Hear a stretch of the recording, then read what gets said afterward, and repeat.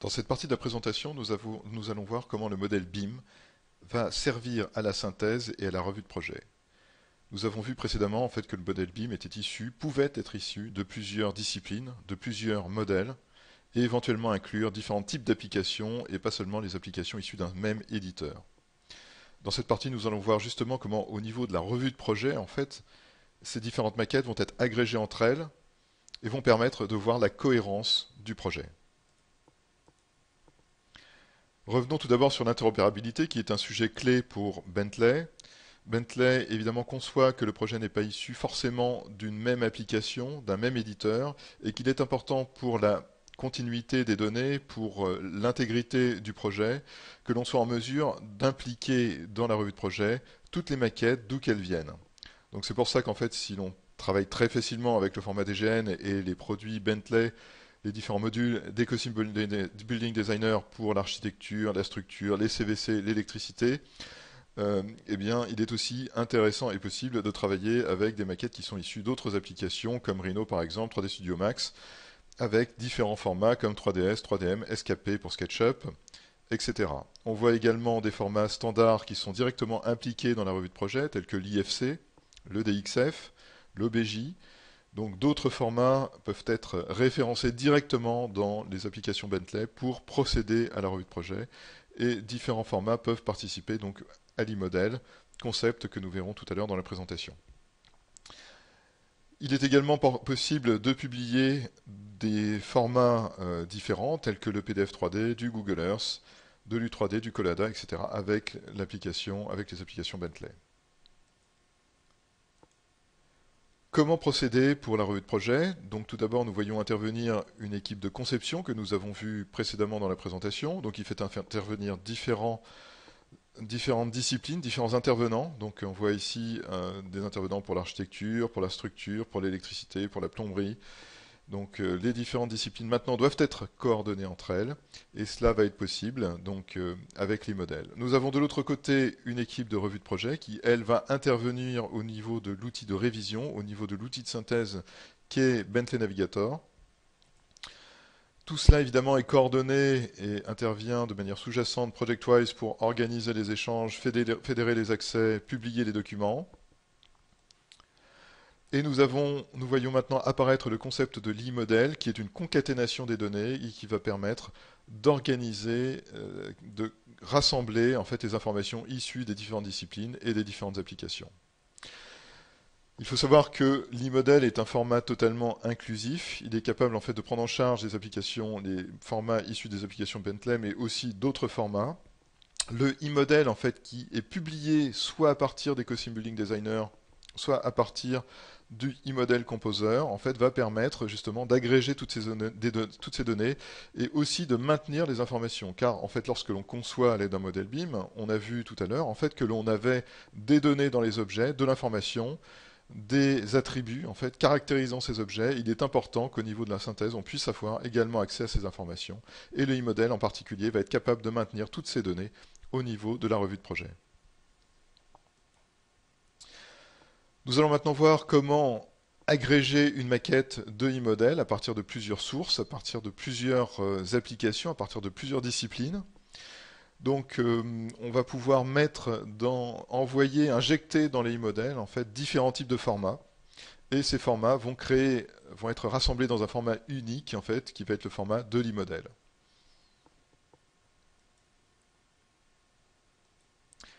Tout d'abord, en fait, notre e-model que nous allons étudier à titre d'exemple va être composé en fait d'une maquette architecture issue de Ecosim Building Designer Architecture. Donc la partie architecture a été modélisée dans une application Bentley. En deuxième lieu, nous voyons une structure en fait qui est issue d'une autre application et donc qui est publiée au format IFC. Donc ce modèle de structure en fait va être intégré dans le e-model à l'aide de l'IFC. Et enfin, nous voyons une installation CVC, donc un équipement CVC qui a été réalisé à l'aide de Revit MEP. Donc le modèle Revit a été publié à l'aide du e-model plugin pour Revit et donc peut participer à cette maquette du e-model pour la revue de projet. Donc le e-model va être publié soit à l'aide d'Ecosim Building Designer, soit à l'aide du e-model Composer, qui est une application qui ne nécessite pas d'application Bentley pour publier d'autres applications de conception pour publier un e-model Bentley. Il faut savoir que le e-model en fait est une agrégation de données, mais que c'est aussi une optimisation des données, puisqu'en fait on a une réduction importante des formats initiaux lorsque l'on les agrège en e-model. Nous allons maintenant procéder à l'étude et nous allons donc visionner une vidéo qui va montrer les différentes phases de l'élaboration de ces e-modèles. Donc dans cette revue de projet vont participer plusieurs formats. On va voir dans un premier lieu la création du modèle structure, enfin l'exportation du modèle structure. Donc le modèle structure, lui, est un format IFC que l'on peut voir dans un viewer IFC. Donc là, on passe en revue les différents objets qui composent ce modèle structure, donc dalles, poutres, poteaux. Nous avons ensuite une maquette architecture issue d'Ecosim Building Designer.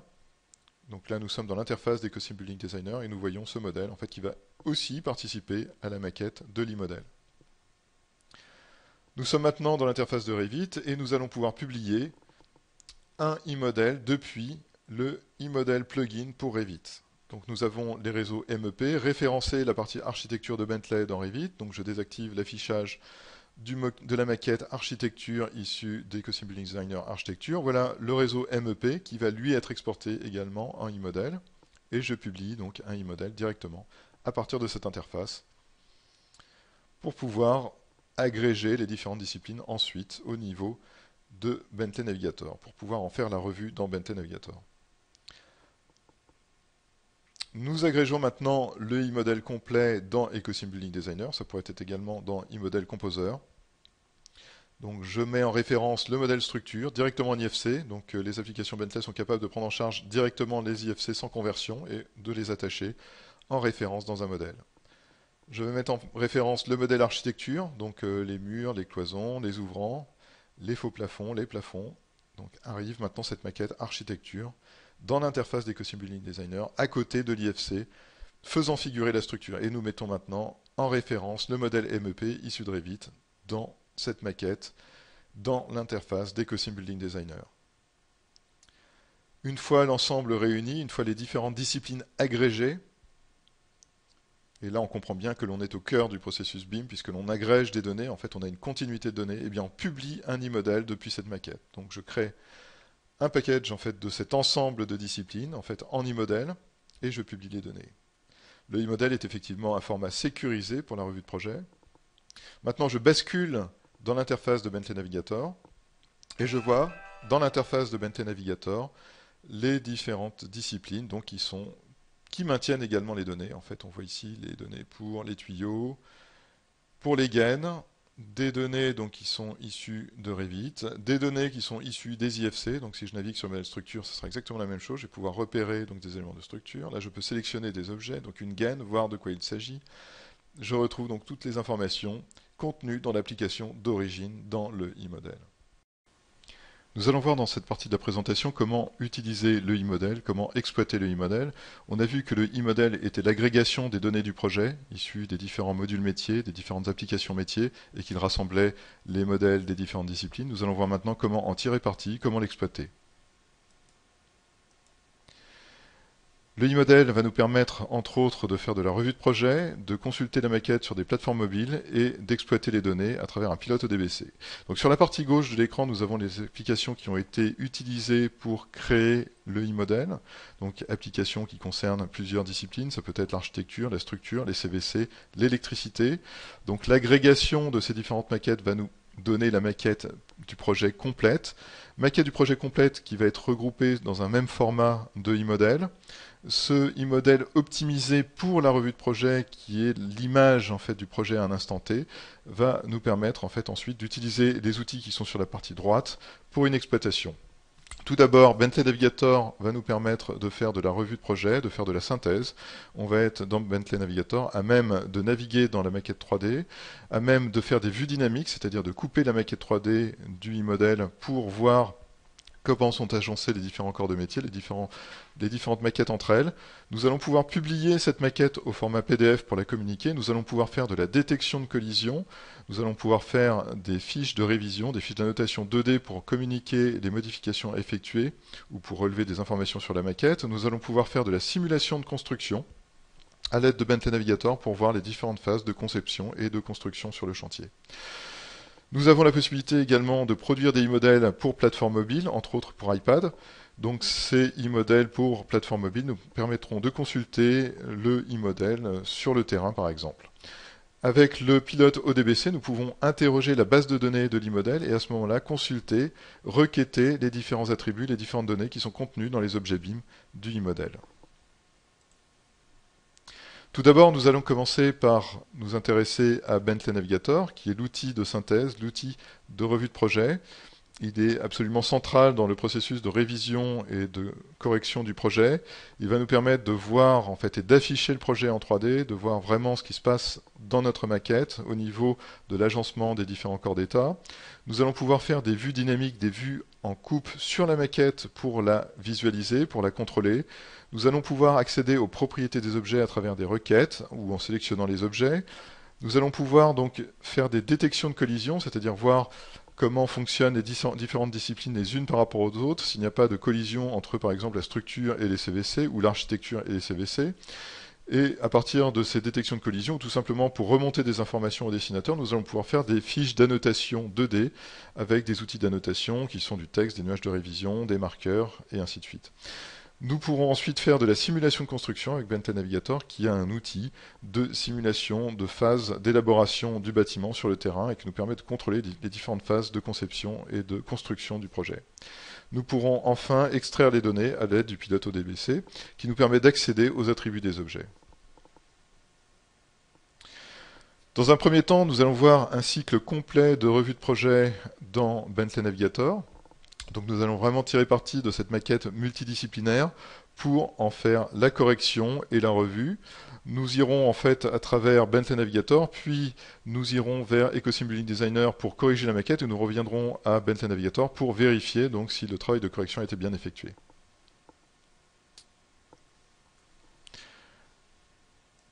Donc nous allons voir ce cycle de révision à travers une animation. Le cycle de révision du projet commence avec Bentley Navigator qui va nous permettre de voir notre maquette. Donc déjà en fait possibilité d'interroger les données. Je sélectionne un mur et je trouve sélectionner les propriétés qui se rapportent à ce mur. Je vois dans l'arborescence donc les objets qui sont accessibles avec leurs propriétés, par exemple les gaines. Je peux voir l'ensemble des propriétés des gaines. Donc consulter non pas les données une par une, mais afficher l'ensemble des propriétés. Je peux faire des requêtes sur des objets, par exemple sélectionner les coudes. Et à ce moment-là, eh bien, Bentley Navigator va faire une sélection de ces objets coudes et je pourrais naviguer dans mon projet pour afficher les différents coudes. Donc automatiquement, je peux demander à Bentley Navigator de zoomer sur chacun des objets sélectionnés. Donc nous revenons à une vue 3D. Puis nous allons pouvoir faire, à partir de cette vue en perspective, de la navigation 3D. Donc j'ai des outils soit de déplacement, soit de vol, de survol. Donc là, cela permet d'inspecter le modèle. Nous allons, à l'aide d'une vue enregistrée, repasser l'intérieur du projet. Donc la sélection de cette vue me permet aussi de naviguer à l'intérieur du projet. La vitesse de navigation est ajustable en fonction de l'endroit où on se trouve dans le projet et de l'espace dont on dispose. À partir de ce que je vois, je peux également faire des feuilles d'annotation et des fiches de révision. Donc là, on va afficher un plan de construction, un plan de coupe à l'intérieur de cette maquette numérique. Et je vais pour ce plan de coupe afficher donc en ombrage monochrome en fait la vue avant et en rouge le plan de coupe. Je vais être capable de déplacer ce plan de coupe dynamiquement sur mon projet. Automatiquement, on voit la coupe suivre le déplacement du plan de coupe. Donc ce qui me permet d'inspecter mon projet, de voir si la structure est bien placée par rapport au CVC, par exemple, ou par rapport à l'architecture. Je peux également afficher de façon différente la vue arrière. On peut faire des coupes perspectives donc, de ce bâtiment. Et je suis aussi capable d'afficher donc, la vue cachée en fait, qui se trouve en arrière du plan de coupe. Donc on peut afficher le volume qui se trouve derrière le plan de coupe. Je peux à nouveau déplacer le plan de coupe dans mon projet. Le modèle se met automatiquement à jour. Nous allons maintenant procéder à une détection de collision pour voir s'il n'y a pas de problème, par exemple, entre l'architecture et les CVC. Donc nous allons initialiser un travail de collision. Nous allons donc donner un nom à ce travail de détection de collision. Je vais ensuite regrouper les objets qui sont à contrôler. Donc je vais positionner les murs, par exemple, dans un premier groupe, et puis les gaines dans un deuxième groupe. Donc il est possible, à l'aide de Bentley Navigator, de grouper les objets, de faire des regroupements d'objets, et d'utiliser ces regroupements d'objets pour faire de la détection de collision. Donc là, je vois le résultat de la détection de collision, les clashs. Le détecteur de collision me permet de zoomer en fait sur les différents clashs. Et là, entre autres, je vois une gaine donc, qui n'a pas de réservation, enfin, dont le mur n'a pas de réservation. Et je vais donc demander, faire une fiche de révision pour spécifier les modifications qui sont à apporter au projet. Donc on va avoir une feuille d'annotation 2D que l'on va pouvoir utiliser pour remonter un certain nombre d'informations au dessinateur. Donc on va utiliser par exemple des nuages de révision pour mettre en surbrillance le point à corriger dans cette partie du projet. Nous allons utiliser du texte pour spécifier la modification à créer.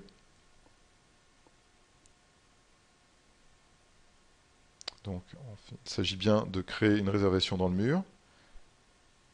Et une fois que cela est effectué, je vais pouvoir communiquer cette modification effectuée à l'un des dessinateurs.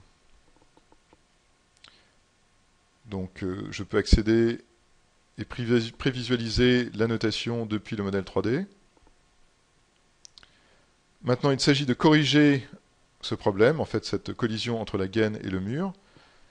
Donc dans Ecosim Building Designer Architecture, donc c'est l'architecte qui est concerné par ce problème et qui donc, peut consulter la feuille d'annotation qui a été faite dans Bentley Navigator. Donc là, on voit le problème et la collision donc, en prévisualisation. Automatiquement, Ecosim Building Designer va zoomer sur la zone qui est à corriger et l'architecte va être à même de créer une réservation dans cette paroi par rapport à la gaine qui passe. Donc une fois la modification effectuée, je vais pouvoir régénérer un e-model. Donc on va sauvegarder notre document, sauvegarder notre projet et notre modification et ensuite régénérer un e-model à partir de cette nouvelle version du projet. Donc là, nous allons ouvrir la maquette complète et donc publier à nouveau un e-model depuis Ecosim Building Designer Architecture.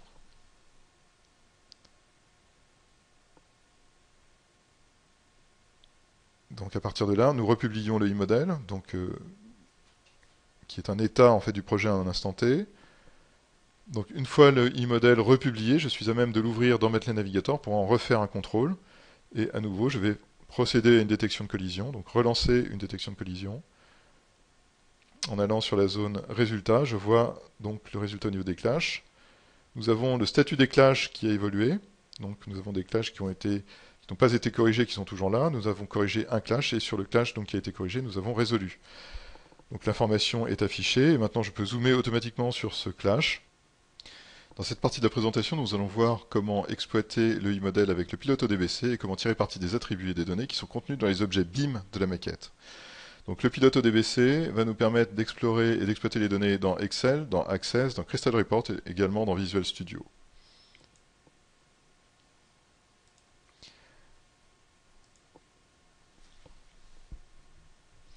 Donc voilà la maquette BIM dont nous disposons et qui va nous permettre de tirer parti des données. Donc ici je vois le site web de Bentley pour les applications gratuites et en particulier ce pilote ODBC pour tirer parti des propriétés du e-model. Donc je vais le télécharger et l'installer.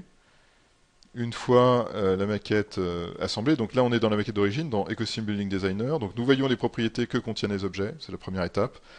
Donc nous avons dans cette maquette BIM des objets et des propriétés associées aux objets. Une fois que nous avons cette maquette BIM qui réunit différentes disciplines, différents corps de métier, nous publions un e-model dont nous allons pouvoir exploiter la base de données.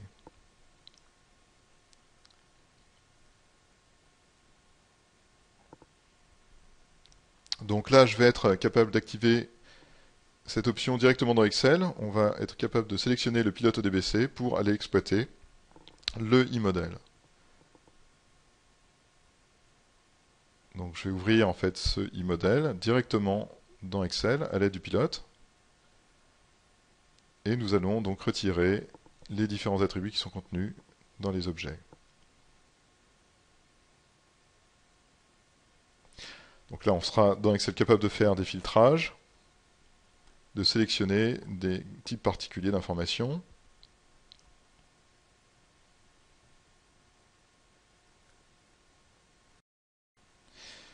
Étape suivante de l'utilisation du e-model, la simulation de construction qui nous permet dans Bentley Navigator de repérer les différentes phases de construction du projet.